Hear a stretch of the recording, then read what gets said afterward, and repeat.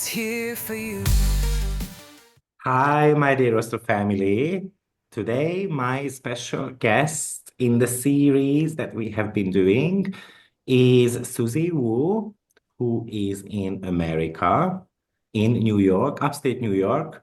And the special news is that we are going to be doing a retreat together in June. And we are going to be teaching you about the remedies of planets. I think it's going to be an exciting course. More and more people are asking about the remedies of planets. Our intention is going to be a bit of a healing, and Susie will be approaching this from an esoteric point of view, such as crystals and so forth. And I'm going to be approaching the planets from a psychological point of view. So if you are interested in this, then I would like to present Susie Woo to you, who is going to be co-hosting this event with me in New York, upstate New York, 6th of June till the 9th of June. And the places are limited, so you might want to grab your chair now. It's available on both websites. Check it out. But today, Susie is going to talk to us about Saturn in Aries.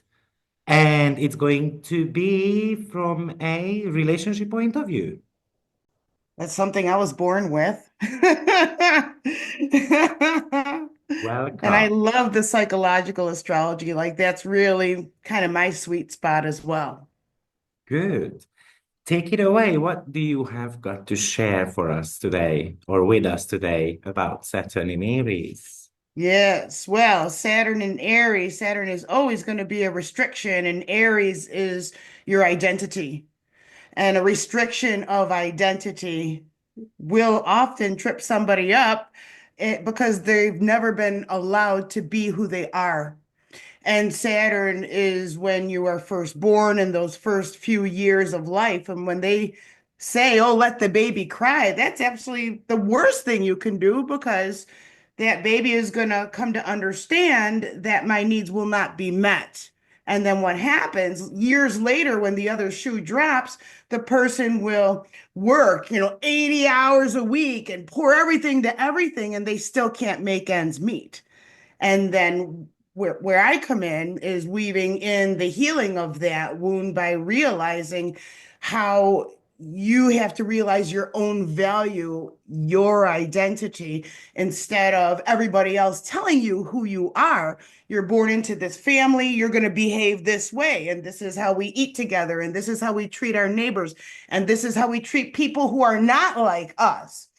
Which, when we later, a little bit later in life, when we're in our maybe early 20s through those 20s, especially that first Saturn return from 28 to 30 years old, our friends are getting married off and buying houses. And Saturn is, yanking us by our collars saying, well, what are you going to do? And so if you've been slacking off and hanging out at the bar, then it's a big wake-up call. But if you've had a goal and you've been working towards that goal, then Saturn rewards you. Now, I have a yod to my Saturn, and so I well, once I got into astrology, I kind of hated Saturn because don't tell me what to do, and I'm a Leo. And that was the whole first half of my life was being under somebody else's control, realizing I never wanted to step out of bounds. And I was not allowed to be who I was, which was very inquisitive and, fiery. And if that's frowned upon, you end up shelving that. And the beauty of Saturn as a taskmaster, but what Saturn rewards the hard work.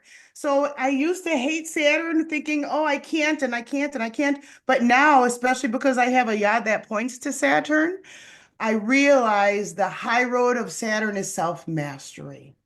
And I didn't realize it until much later in my life, after I got out of my abusive marriage and after my father passed away. Interestingly, I didn't know that that was a thing at all. And so when my father passed away, I felt safe to come out of the woo-woo closet and I started to do tarot readings and because I just was nervous that he wouldn't accept that. And I came to realize I always wanted to be on my father's radar. And I created a non-for-profit for domestic violence awareness. I was so proud of myself, so much work to get that government, the 501(c)(3). And the response was, well, when you have a nonprofit, you don't get to do what you want. You have to do whatever the people giving you the grant money wants you to do. Really, I just wanted to say, here, good job. I'm proud of you. And I never got that. But to have in hindsight the realization of what your needs are and to stop running and running and running. Because what had happened is I filled my living room with expensive framed pieces of paper. And that's, of course, 10th house, Capricorn energy, and your father energy and the approval of that. And I think of the Forrest Gump movie when he stopped running and the paparazzi's like, wait a minute, he's going to say something. And he just said, I'm going to go home now. And he was done running.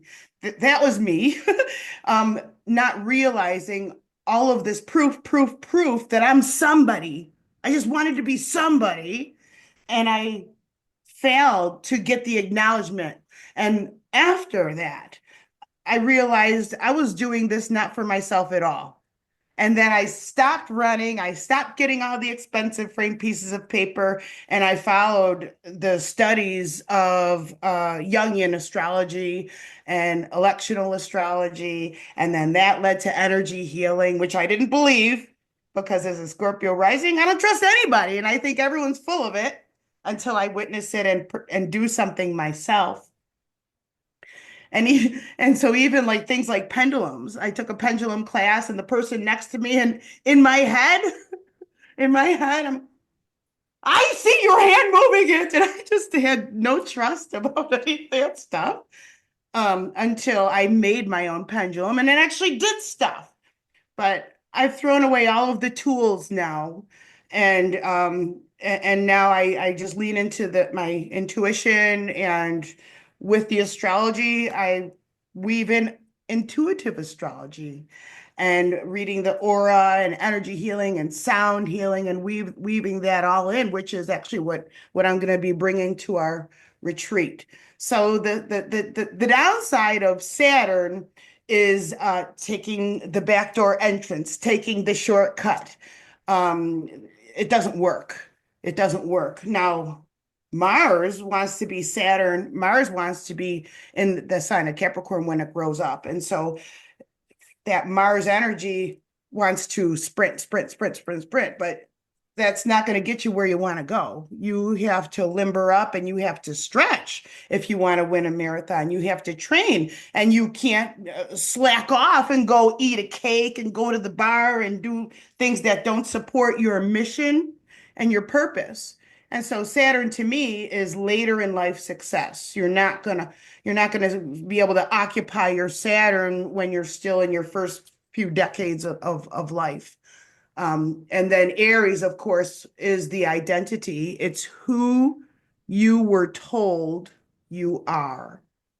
And my motto is find yourself, love yourself, be yourself, and be proud.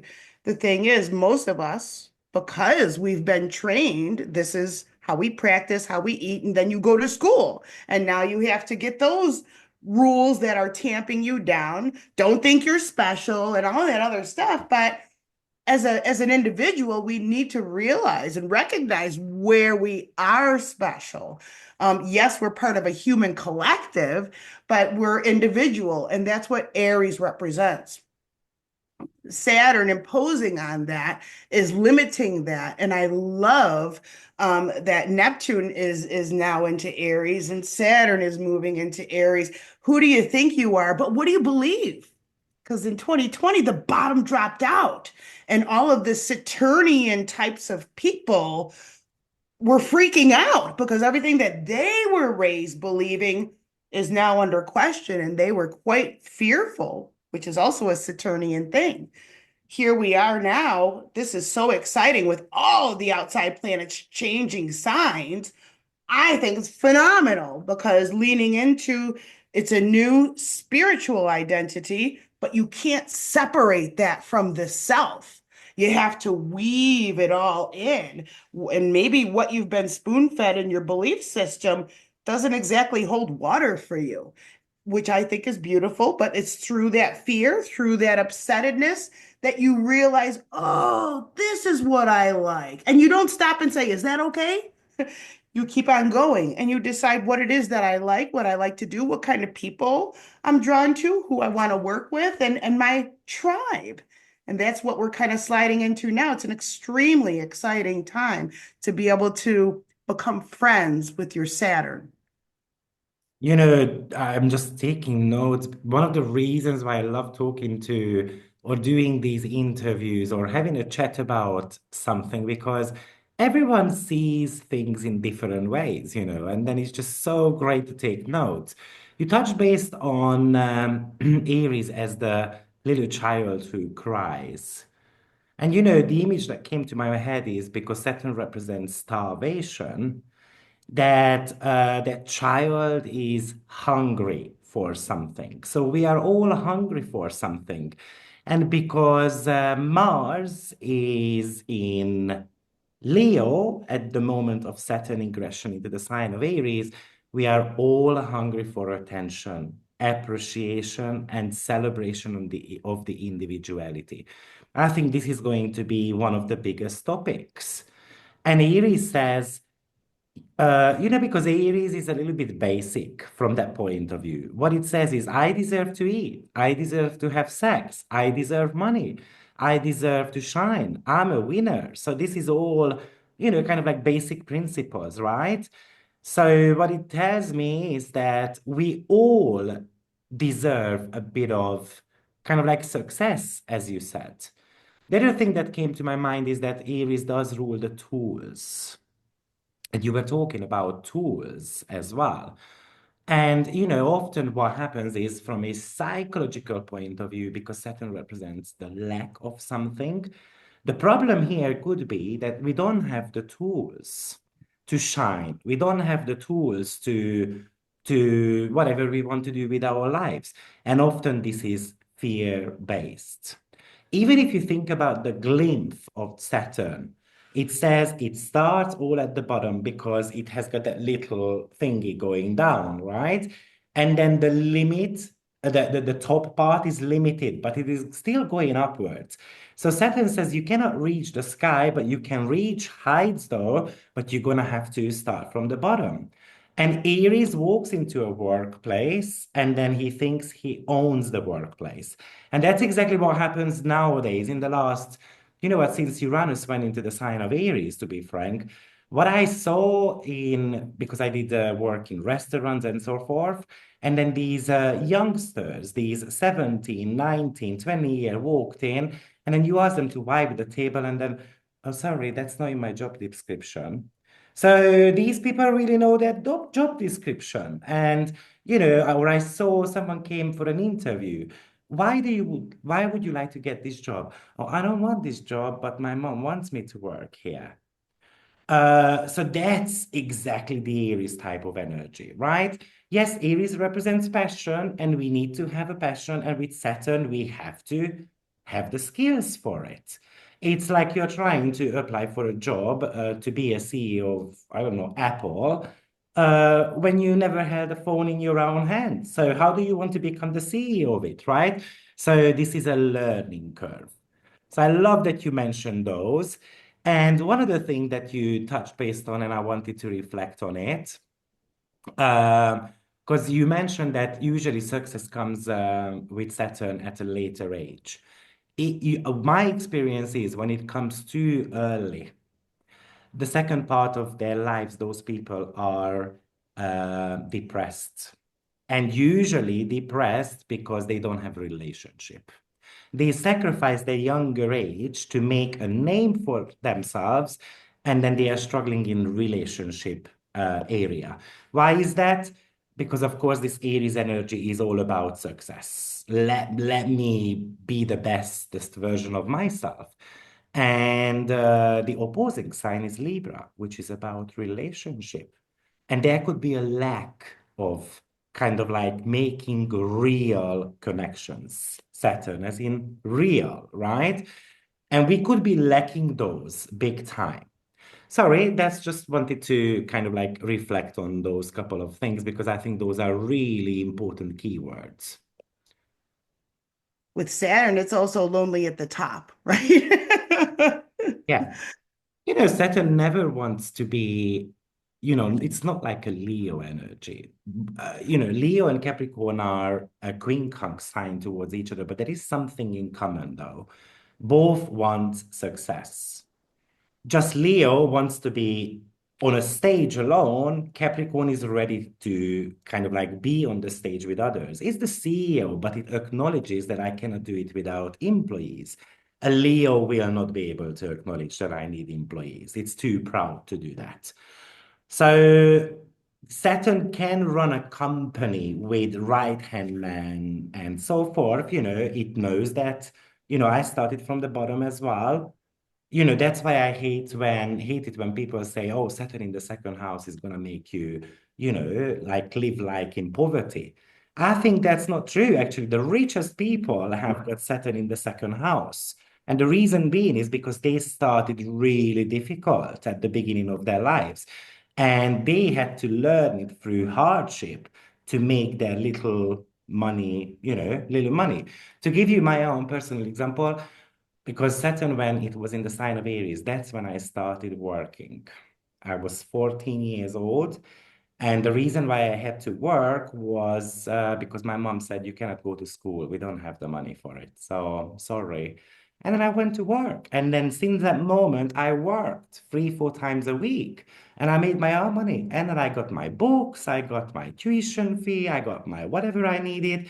And since then, I learned that I can only rely on myself, and I can make my own money. And never after that moment had I had an issue with money. Oh, I kept running out of it because I spent it as well.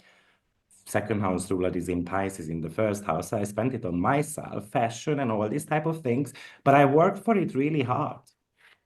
Yeah, I sorry, find carry on. in the following Saturn through the houses, um, in my client experiences, Saturn in the second house. Well, yes, it is what you said, is it's what I don't have.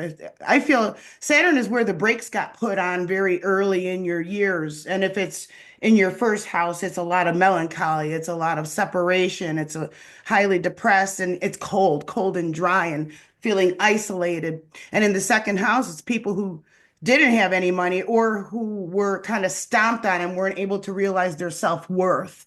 And so they might have issues with the sacral chakra, no, creativity. They might have some kind of creative blockage there. But actually, it's what they're awesome at once they break through that conditioning and take some chances, take some risk.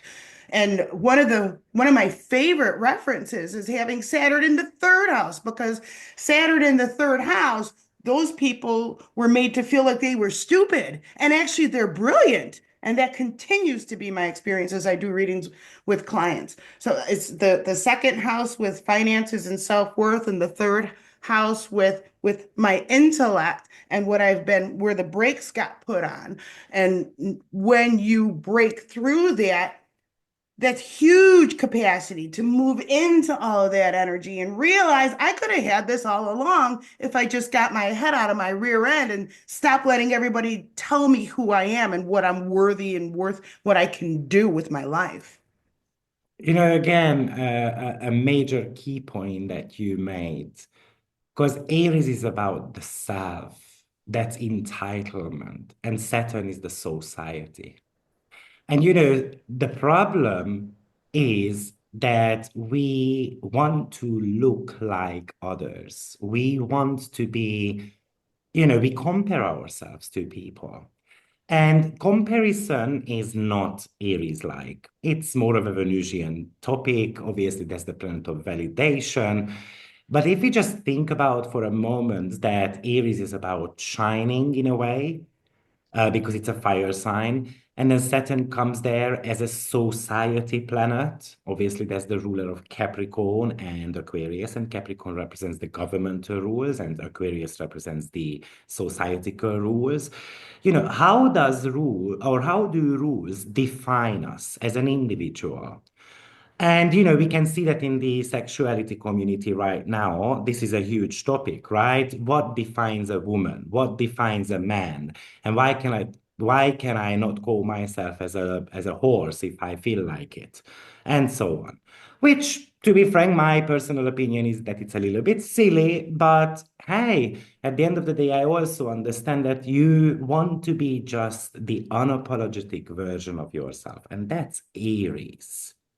And then if it doesn't happen, Aries fights. And then it goes on the street and it demonstrates and it kills if it's needed. Because, this is my survival. If I don't have food on the table, I have no other choice but to kill, right? Because I need to feed myself. That's an instinct. Yeah. Yeah. It's going to be an exciting time, especially with Neptune moving there, even though it's not comfortable.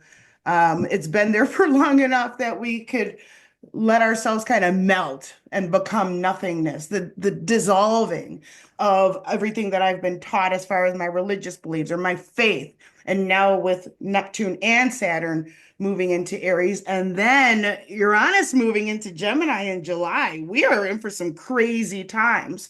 I do expect more either androgynous or even more exploration with identity. I mean, there are people in some schools locally that I've heard of a child insisting on using a litter box in a classroom for real. Like, and that's so different from what I grew up with. Um, I think there's going to be a lot more of that. I mean, how many restrooms do you need, right? It's going to be yeah, controversial, and that's what we have to look forward to and to understand who we are. And what I love is the Aquarius energy, because in my chart I have no air in my chart, and I have a T square between my sun, moon, and rising. And the need to feel valued from moving it from externally to internally and fill yourself with that void that you are looking outside to become that. And then you have an identity to associate with. And then, because Pluto being in Aquarius, I'm so grateful. And I'm also so grateful that Mars is out of Cancer. That was horrible, absolutely horrible. And all of these things now moving forward is going to be fire and air, which everything's going to move very, very rapidly. Extraterrestrial communication, telepathy, all of this stuff moving at lightning speed. I'm excited about that, but more really the sense of community. And this is like so many of my clients say the same thing. I have nowhere I can go that I could talk about this stuff. And so it's building a sense of community. And I'm really big on that at this area in my life. And so that's why I like to build events across the United States and bring like-minded people together. That's kind of considered woo-woo or fringe, but truly, it's not at all. This is ancient stuff.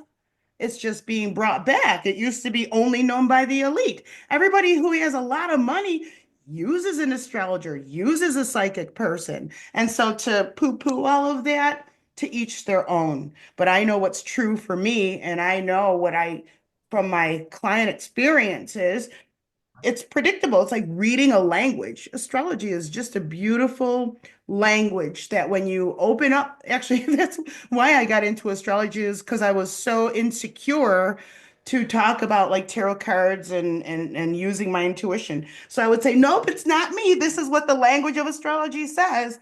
But then as I got way more comfortable over time, and I'm still surprised, but now I'm very well saturated into it. I love it so much that there's no insecurity about it anymore. And I can, give somebody their chart and read it to them and help them understand why they are the way that they are, but also that it's not a life sentence. And so all of the planets and all of the signs, they have a low road expression and a high road expression. And reading somebody's chart can help them see where they're at and also where your potential is. And then with election, you can use timing. When am I going to start feeling better or whatever's going on in somebody's life? It's a very exciting time to be here. I did a webinar on Saturn as the Lord of Karma. And I was talking there about, each sign in their karmic, um, experiences. And often in Saturn in Aries, what happens is that we lose our assets. We are forced to fight for our own survival. It's kind of like when you have to fight for your own life, or you are being the witness of a crime, and it's kind of like you don't want to be killed either. So I'm gonna run away type of energy. So Saturn decides to go to the mountains, for example, to be lonely, to be to kind of protect the self as much as we want, because Saturn is kind of like the skeleton. So what does the skeleton do to the body? It holds it up, but also it protects, right? So that the internal organs don't get hurt. So there is a lot of self-protection in this position due to potentially some violence, due to fear, due to I'm not allowed to be me, right? So I'm just gonna go back to the closet. And Saturn often is actually, as I mentioned, the governmental rules. So I can imagine, rules that are going to be coming and they're restricting the self. And it has been happening anyway. A few countries recently said, okay, this person cannot participate at the Olympic Games. Do I agree with it? To be frank, absolutely. But can we go this far? That we limit the individual so much to this level? Not too sure. You know, not too sure. Yeah. Okay. Anything else that you have got to share with us today? The other thing Only that came to my mind is, sorry, that Saturn is very prudent. And Aries is not prudent at all, right? So that's going to be also really exciting. And I'm just wondering if there's going to be a sexual movement or we're gonna see kind of like this Lady Godiva type of archetype where, like Lady Godiva went on the streets and breastfed and rid the horse naked and so on. And that's very much an Aries archetype. And Saturn, kind of tries to control this, but that's when Aries gets rebellious about it. So let's see how far, this stretches. But surely I agree, we've got some interesting times ahead of us. Yeah, yeah. It's exciting, but not without disruption, of course. But if everything is always going to be the way that it was, then nobody's going to wake up. It's only through these big shakeups that people are forced to look at what's really going on underground and then build a new sense of community. And let's hope that that's where Pluto and Uranus, as in Uranus, the intuitive hit, and Pluto is, of course, the planet of, digging deep and research that people are, because this is a mini grand trine. So actually, it's pointing towards Saturn and Neptune, of course. Hmm. The dissolving of the ego and having to say no to the ego is super crucial right now, so that we see the bigger picture. Right. Yeah. I think there's going to be a lot of false gurus as well, a lot of culty kinds of things, and that kind of like what happened in Reiki. You can get your Reiki certification from a bubblegum machine nowadays. Everything is so watered down and easy to get without even having any experience whatsoever. And it's that way with a lot of certifications, which I'm not a bit anyway. So what I definitely feel, even in the sound healing community, somebody will take a thing online. Oh, I'm going to suddenly teach sound healing, but you didn't do the research. You don't know how it impacts people. What if it, hits a nerve and somebody starts freaking out? You're not trained in that. And so there's going to be, I feel a lot of these, I am guru and command and listen to me, with Saturn in Aries, and then the Neptune in Aries. But what I love is it's the fall of the false belief, the false prophets, false belief system. Even, I mean, the Pope dying is part of a much bigger thing, and with the Queen dying, I mean, this is the top crumbling down, which is a huge necessary, I'm not going to call it a necessary evil, it's a necessary event so that the Aquarius energy by the people for the people can begin to rise. And nothing can rise without something else falling. And that's another reason I'm excited. But two, you have to use discernment. Saturn, you must use discernment. Blind faith is the term I was looking for. There's too much. People have been raised with blind faith, and the baby boomers, they were raised in strife, they were raised in scarcity and rations, and so they raised the, Gen X with that. You have to eat everything on your plate because kids in China are starving. Catholic guilt. You walk into a church, the first thing you see is a dead guy, and you're made to feel shame and guilt. I mean, that was not the original churches at all. Instead, it's more about the celebration of life. Aries, the celebration of you. You exist. You do matter. You are special. And Saturn didn't want that. So I'm very grateful that Saturn has had its run and is moving into this new energy. I do fear that whoever is left standing up there will try to put like licensure over the holistic community. I kind of don't feel it's going to manifest, but I do feel it's going to be tried. Mm.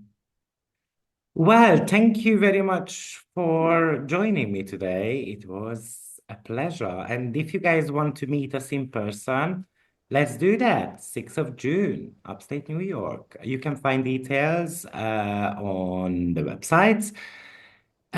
Food is not included and airfare is not included. The education part is snacks and coffee provided. Yeah, that's in brief. You'll also be able to get to hear some sound healing with some big, big gongs. It's going to be very moving. It'll be such a cool experience. I can't wait. I'm looking forward to it. Thank you, Thank you. everyone. See you soon. Bye-bye. Through every sign and every house, a journey starts, and we allow the universe so vast and true. Astro Victor, it's here for you.